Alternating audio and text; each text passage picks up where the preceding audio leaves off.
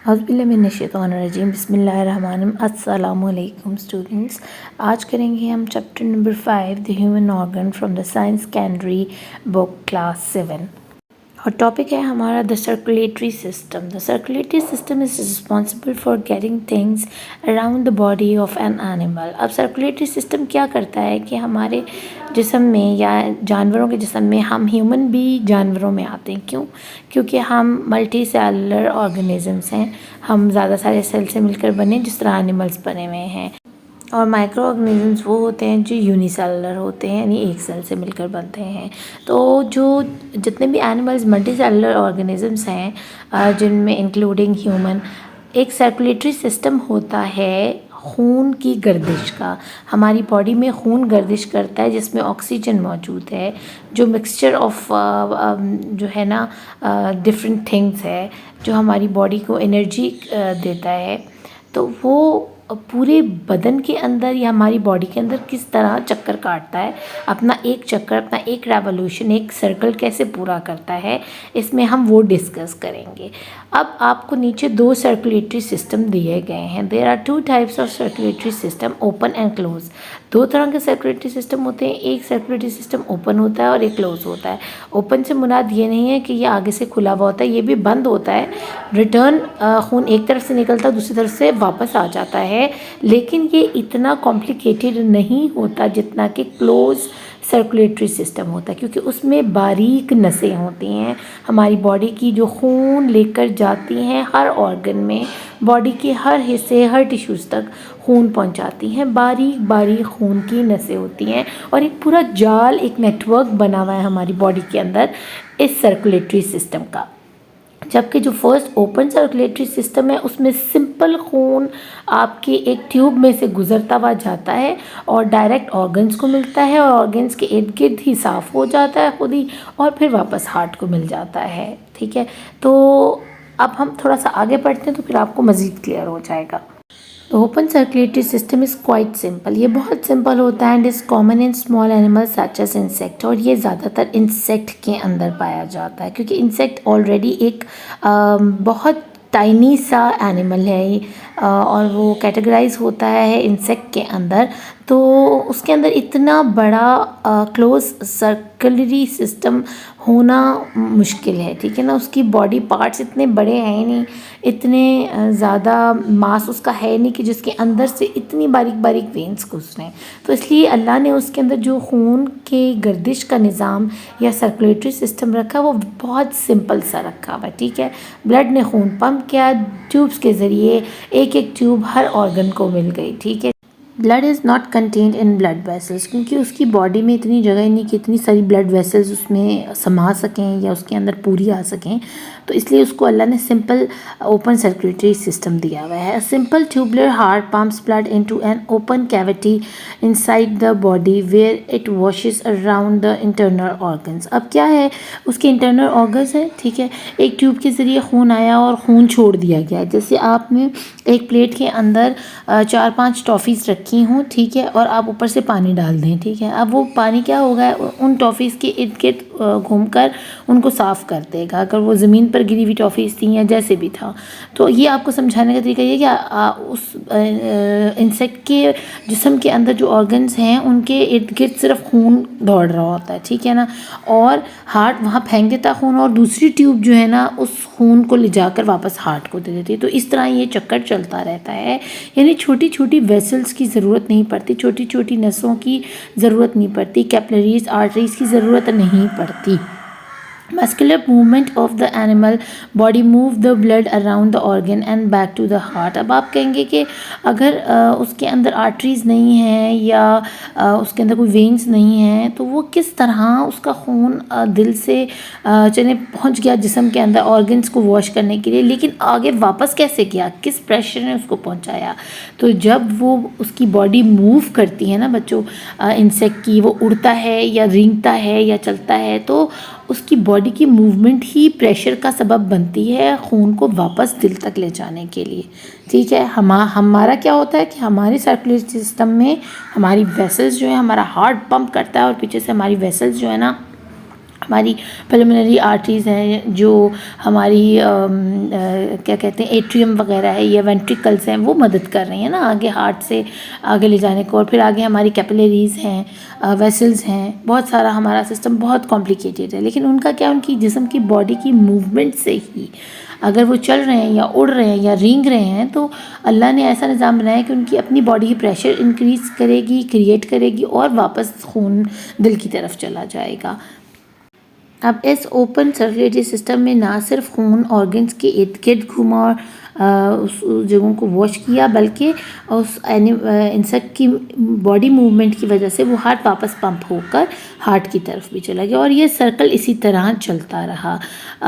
This system is very slow which is why it is only found in small animals. और ये बहुत slow होता है जो ओपन सर्कुलेटरी सिस्टम है, इसलिए ये सिर्फ इंसेक्ट्स में पाया जाता है या बहुत छोटे जानवरों में पाया जाता है। Large animals such as human, जैसे मैंने आपको बताया, क्योंकि हम जो हैं बड़ी बॉडी है हमारी, हम बड़े हैं और हम मल्टी सेलुलर हैं, इसलिए हमें एनिमल्स कैटेगराइज किया गया है। हालांकि ह्यूमन अशरफुल मखलूक़ात है, यानी सारी मखलूक़ों में से अशरफ है, बड़ा है, बेहतरीन है, आला है।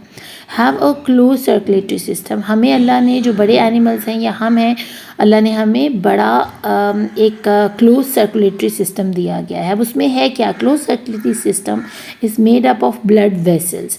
अब हमारा सर्कुलेटरी सिस्टम ब्लड वेसल्स, खून की नालियों से मिलकर बना है। अब उनकी खून की नालियों की डिफरेंट नाम हैं, उनकी डिफरेंट साइजेज़ हैं, जिनको हम आर्टरीज़ कहते हैं, वेन्स कहते हैं और कैपिलरीज़ कहते हैं। ये आपने जहन में रखना है कि हमारे सर्कुलेटरी सिस्टम को जो चला रही हैं वो यही आर्टरीज़, वेन्स एंड कैपिलरीज़ हैं और ये इन्हीं से मिलकर बना है।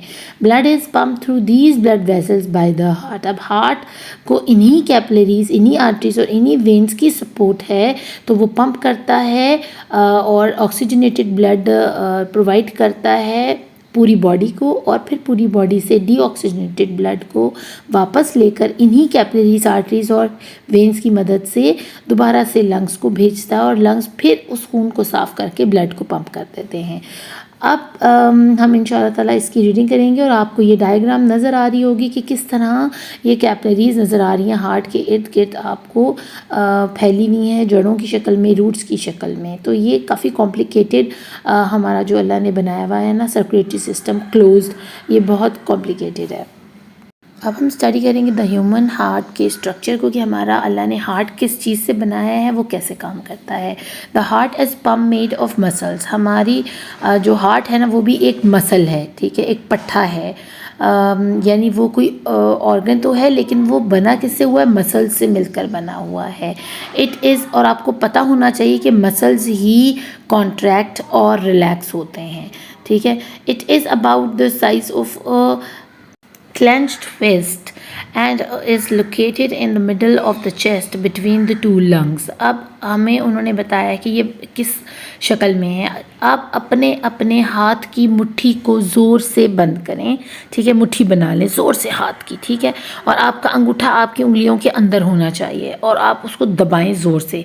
अब जो शेप भी आपकी इस मुट्ठी की आई है ना, आपका हार्ट भी इसी साइज़ का है। जो जितने साइज़ की उसकी ये फिस्ट बनती है या मुट्ठी बनती है या जो ये मुक्का सा आप बनाते हैं किसी को मारने के लिए, तो ये इसी साइज़ का आपका हार्ट है। और इसको अल्लाह ने रखा कहाँ हुआ है? इसको बिल्कुल हमारे चेस्ट के, हमारे सीने के बिल्कुल सेंटर में मौजूद है और इसके ऊपर 2 लंग्स मौजूद हैं और ये लंग्स के बैक साइड पर मौजूद है। The heart has the job of pumping blood around the body। अब अल्लाह ने इसकी ड्यूटी क्या लगाई है कि इसको पूरी बॉडी में खून भेजना है साफ़ करके। The space inside the heart is divided into 4 chambers। अब इस हार्ट की लोकेशन भी हमें पता चल गई, हमें ये भी पता चल गया कि किसका हार्ट किस साइज़ का होता है। अब हमने इसकी ड्यूटी भी देख ली कि इसका काम क्या है। अब देखते हैं हार्ट के अंदर जाके कि उस हार्ट के अंदर क्या है, यानी उस मुट्ठी के अंदर क्या है।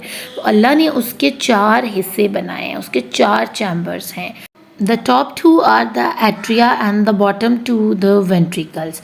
ऊपर वाले दोनों हिस्सों को, चाहे वो राइट में है या लेफ़्ट में, दोनों हिस्से क्या कहलाएंगे? एट्रिया या एट्रियम्स, ठीक है। और नीचे वाले उसके दोनों हिस्से कहलाएंगे ventricles. Valves inside the heart stop blood flowing in the wrong direction. अब अगर जिस बच्चे ने भी मेरी पंपिंग साइकिल वाली वीडियो देखी है तो उसको वैल्व्स का बहुत अच्छा पता चल गया होगा, एट्रिया का और वेंट्रिकल का बहुत अच्छा पता चल गया होगा। हमारे अल्लाह ने हमारे दिल के अंदर वैल्व्स रखे हुए हैं, दरवाज़े रखे हुए हैं, जब ताकि हमारा ब्लड जो है वो सही सर्कुलेशन में जो है ना डायरेक्शन में सर्कुलेट कर सके। देखो, अगर आपके घर में कोई दरवाज़ा नहीं है तो आप अपने घर में एंटर किस तरह करोगे? इसका मतलब है फिर आप खिड़की का रास्ता इस्तेमाल करोगे, ठीक है, या कोई और रास्ता इस्तेमाल करोगे जो कि रॉन्ग डायरेक्शन है ऑफ एंटरिंग योर हाउस। तो आपको प्रॉपरली कहाँ से आना चाहिए? आपके मेन गेट से आपको एंटर होना चाहिए। तो अल्लाह ने भी हमारे मेन गेट्स रखे हुए which is at the end of over atrium, हमारी एट्रियम के निचली साइड पर ये मौजूद हैं और ये खुलते कहाँ हैं? ये वेंट्रिकल्स में खुलते हैं, ताकि हमारा खून जो है ना वो सही डायरेक्शन में आगे जा सके, चाहे वो पंप होने जा रहा है, क्लीन होने जा रहा है, ऑक्सीजनेटेड होने जा रहा है, या वो ऑलरेडी ऑक्सीजनेटेड है और ब्लड की तरफ बॉडी की तरफ भेजा जा रहा है ताकि हमारी बॉडी उससे एनर्जी ले सके। इसके अलावा 2 वाल्व्स टाइप डोर्स, हमारे राउंड डोर्स लगे हुए हैं at the end of ventricle, ठीक है ना, जहाँ से हमारा खून फ्लो हो के या पल्मोनरी आर्टरी की तरफ जाता है या आयोर्टा की तरफ जाता है। तो ये समझने के लिए मेरी सारी बातें काइंडली आप मेरी पंपिंग साइकिल वाली जो वीडियो है उसको ज़रूर वॉच करें। ओनली 7-8 मिनट्स की वो वीडियो, लेकिन आपके कॉन्सेप्ट्स जो है ना सर्कुलेटरी, ब्लड सर्कुलेटरी की या पंपिंग साइकिल, वो आपको क्लियर कर देगा। हार्ट के सारी जितने भी इसके हिस्से हैं ना, जितने चैम्बर्स में क्या क्या हो रहा है वो सब आप पे क्लियर हो जाएगा। Because it is part of the body, the heart has its own blood supply. अब हार्ट की जॉब क्या है कि वो पूरी बॉडी को ब्लड प्रोवाइड कर रहा है, पंप कर रहा है, लेकिन आखिर उस बेचारे को भी तो ज़रूरत है ना एनर्जी की। ये सब काम, इतनी बड़ी ड्यूटी को जो है डन करने के लिए, इतने बड़े काम को करने के लिए उसको भी तो ताकत की ज़रूरत है, उसको भी तो एनर्जी चाहिए। तो ये सारी एनर्जी के लिए अल्लाह ने उसके लिए भी बंदोबस्त किया हुआ है, जो कि coronary when and coronary arteries perform करती हैं। और ये कॉरोनरी आर्टरी और कॉरोनरी वेन्स स्पेशली बनाई गई हैं सिर्फ हार्ट को साफ़ खून देने के लिए और उसमें से डीऑक्सीजनेटेड ब्लड को वापस ले जाने के लिए। यानी अल्लाह ने हार्ट के लिए भी प्रॉपर इंतज़ाम रखा हुआ है।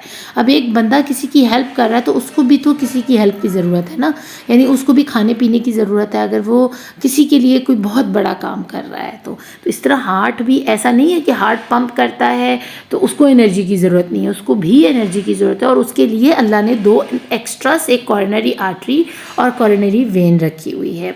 और ये आपने जहन में रखना है कि आर्टरीज़ जो होती हैं ना वो ऑक्सीजनेटेड और डीऑक्सीजनेटेड दोनों तरह के ब्लड को कैरी कर सकती हैं, लेकिन जो कॉरोनरी वेन या पल्मोनरी वेन्स होती हैं ना वो सिर्फ ऑक्सीजनेटेड ब्लड को अपने अंदर रखती हैं और सप्लाई देती हैं आगे। उनमें सिर्फ अच्छे वाला खून जो होता है ना जिसमें ऑक्सीजन होती है वो होता है, और बाकी जो पल्मोनरी आर्टरीज़ से मुराद ये कि उसमें डीऑक्सीजनेटेड हो या ऑक्सीजनेटेड ब्लड हो, उनको कोई फ़र्क नहीं पड़ता है, वो दोनों ही कैरी करके ले जाती हैं।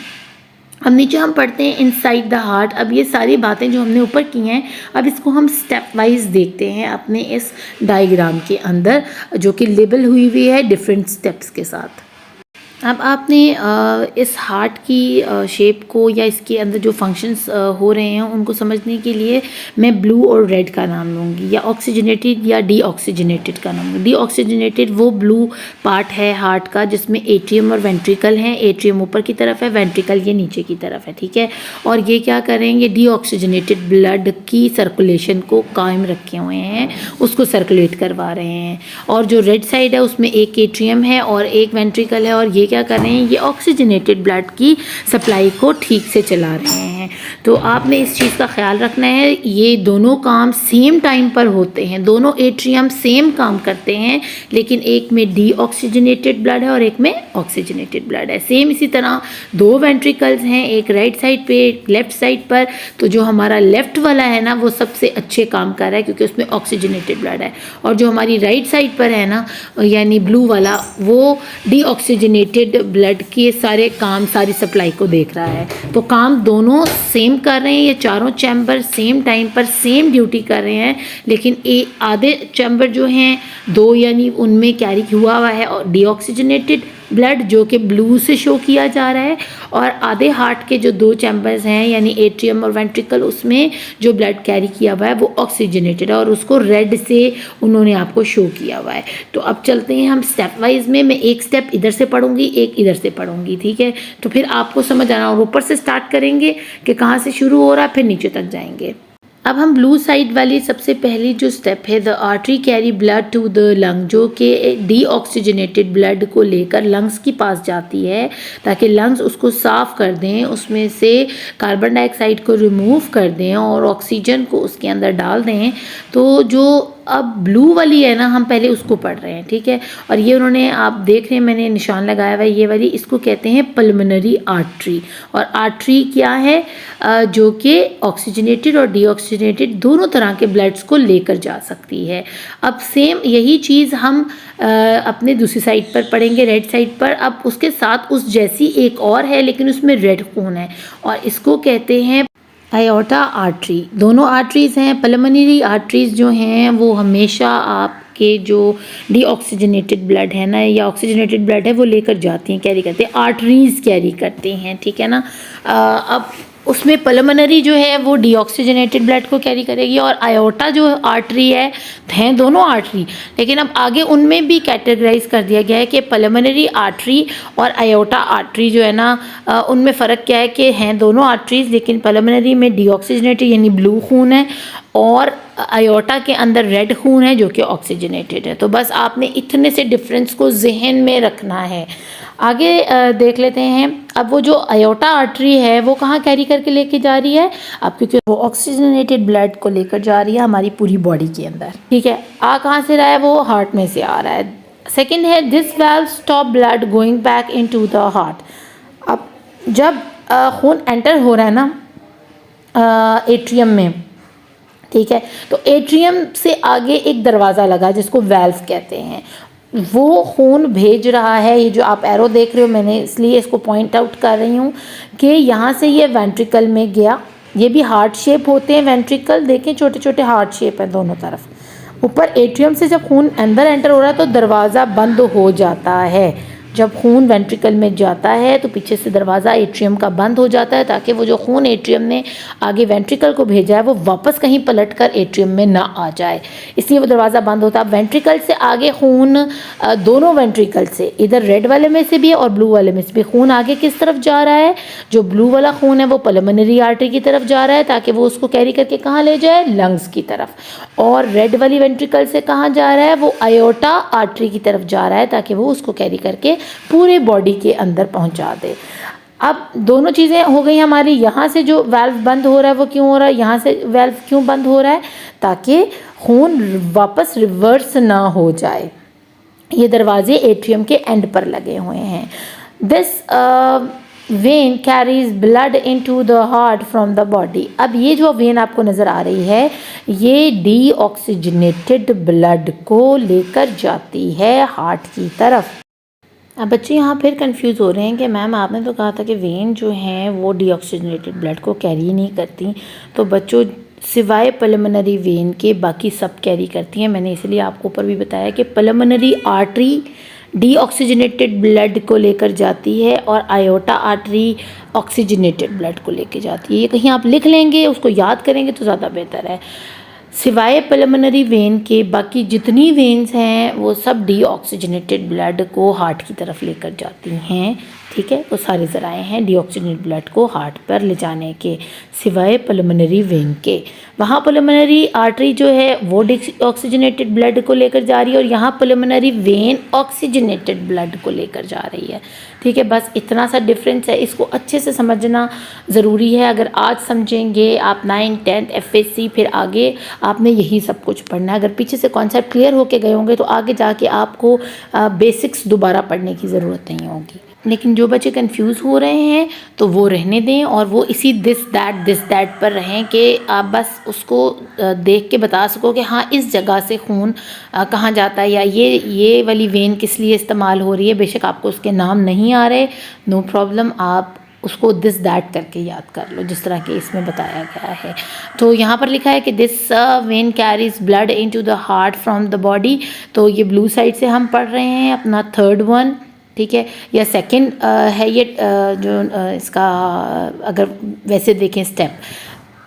अब उसके दूसरी तरफ हम जाएं, this when carries blood into the heart from the lungs, ठीक है। अब इधर चलें, the right atrium has thin walls, atrium की वॉल्स थिन होती हैं, the left atrium has thin walls, same दोनों एट्रियम की दीवारें जो हैं वो बारीक हैं, थिन हैं। These walls strings hold the valves flap in place. These valves stop blood going back into the left atrium, ठीक है। तो अब उन्होंने दोनों valves के बारे में आपको उन्होंने बता दिया है कि क्या चीज़ है जो खून को वापस एट्रियम में जाने से रोकती है। तो वो यही दरवाजे हैं और ये वो स्ट्रिंग्स हैं, ये लकीरें हैं या समझ लो ये तारें हैं जो कि इस वाल्व को खोलने और बंद करने का काम करती हैं, ठीक है ना, और उसको लूज़ नहीं होने देती। अब लास्ट है हमारे पास 6 वाला जो पॉइंट है, हम पढ़ लेते हैं कि the right ventricle has thick walls, it pumps blood to the lung. अब हमने सीख लिया कि एट्रियम की वॉल्स थिन, वेंट्रिकल की वॉल्स थिक, और the right ventricle has thick walls, it pumps blood to the lung, क्योंकि उसने पंप करना है, जो राइट वाला वेंट्रिकल है वो खून को साफ़ होने के लिए लंग में भेजेगा, सादी सी बात है, और जो हमारा लेफ़्ट वेंट्रिकल है वो पंप करेगा ब्लड को पूरी बॉडी में सिवाय लंग्स के, वो लंग्स में वापस नहीं भेजेगा। क्यों? क्योंकि लंग्स से ही तो वो खून आ रहा है, तो वो वापस कैसे वहाँ जा सकता है। तो वो जो हमारा लेफ़्ट वेंट्रिकल है वो आयोटा आर्टरी की मदद से पूरी बॉडी को ऑक्सीजनेटेड रेड ब्लड दे देगा, और जो हमारा राइट वेंट्रिकल है जो कि ब्लू है, तो वो ब्लड को साफ़ होने के लिए कौन सी फैक्ट्री में भेज रहा है? हमारे लंग फैक्ट्री के अंदर, जहाँ पर इसमें से कार्बन डाइऑक्साइड को रिमूव किया जाएगा और ऑक्सीजन डाल दी जाएगी। तो इतना छोटा सा मज़े सा टॉपिक है, आप अगर अच्छे से पढ़ोगे, आप मत याद करो पल्मोनरी, आयोटा, जहाँ ज़रूरत है वहाँ जो जो मोटी मोटी बातें उन्होंने बताई ना, यानी वेंट्रिकल क्या कहाँ है, एट्रियम कहाँ है, हार्ट के कितने चैम्बर्स हैं और कितनी किस्म की हमारी जो है ना वेसल्स होती हैं, ब्लड वेसल्स, तो उनके नाम याद कर लो, ठीक है। तो ये मेन बातें हैं जो आपको पता होनी चाहिए, ताकि आप अगर आपको लेबल करना पड़े तो आपको पता हो कि इस वाली साइड चैम्बर का क्या काम है, इधर वाले चैम्बर का। दोनों सेम है लेकिन आधे आधे बटे हुए हैं। एट्रियम 2 हैं, 2 वेंट्रिकल्स हैं। एट्रियम टॉप पे होते हैं, वेंट्रिकल लो बॉटम में होते हैं, ठीक है ना। और एट्रियम के अंदर एक वाल्व लगा हुआ है, इसी तरह एट्रियम के एंड पर दोनों वेंट्रिकल के एट्रियम के एंड्स पर 2 वॉल्स हैं, दरवाजे हैं, ताकि खून सही डायरेक्शन में जाए, रिवर्स वापस ना हो जाए एट्रियम की तरफ। तो वो एट्रियम से दरवाज़ा खुलता है और खून कहाँ जाता है? डायरेक्ट इनटू वेंट्रिकल, और वेंट्रिकल से आगे कहाँ, अगर ब्लू वेंट्रिकल में गया है तो लंग्स की तरफ जाएगा, अगर रेड वेंट्रिकल में गया है तो आयोटा आर्टरी से डायरेक्ट बॉडी की तरफ जाएगा। तो ये था हमारा टॉपिक। अब हम इंशाल्लाह नेक्स्ट टॉपिक जो है वो अपना कंप्लीट करेंगे इन ओवर नेक्स्ट वीडियो, क्योंकि जितनी लेंथी वीडियो होती है मुझसे अपलोड नहीं होती और ग्लिच हो जाता है और बहुत प्रॉब्लम होती है। बच्चे बहुत देर वेट करते हैं वीडियो का और मैं उसको अपलोड ही नहीं कर पाती हूँ, क्योंकि बेसिकली मेरा काम IT से रिलेटेड नहीं है और मुझे अपने बच्चों की मदद लेनी पड़ती है, और मैं नहीं चाहती कि वो मेरी वजह से जो है ना डिस्टर्ब हों, वो भी अपनी स्टडीज़ कर रहे होते हैं। तो मैं थोड़ा सा ना अनोइंग लगता है मुझे ये सब कुछ। तो अब बातें कम करते हैं और वीडियो करते हैं ऑफ, और अपना खूब ख्याल रखिएगा। Thank you for watching. अल्लाह निगहबान।